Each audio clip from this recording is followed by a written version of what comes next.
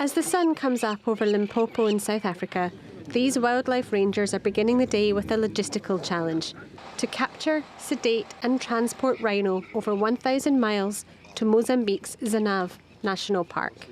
Rhinos have been extinct in Zanav for many years, at least 60 or 70 years, and we're basically seeing a return of rhinos to that area. They're important to the ecosystem, which is one of the reasons why we're moving them all this distance and doing all this effort to get them there.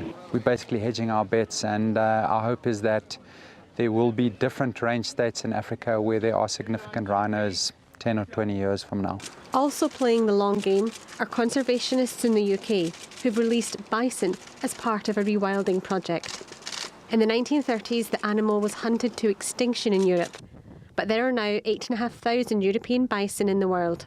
Rehabilitating macaws in Argentina has been in response to a more recent catastrophe. In February, Argentina was the hottest place on Earth after wildfires ravaged the province of Corrientes. The fire and smoke affected all the wildlife. Some were trapped and obviously they died. This is the age they learn to eat fruit. The parents teach them all this. Since they don't have their parents, we have to teach them. We put on a sheet, cover ourselves so that they don't associate humans with food. And it's the convergence of humans and animals that's been threatening the colobus monkey in Kenya. They're facing high rates of electrocution on power lines. Other primates, such as gorillas, face similar threats from human activity.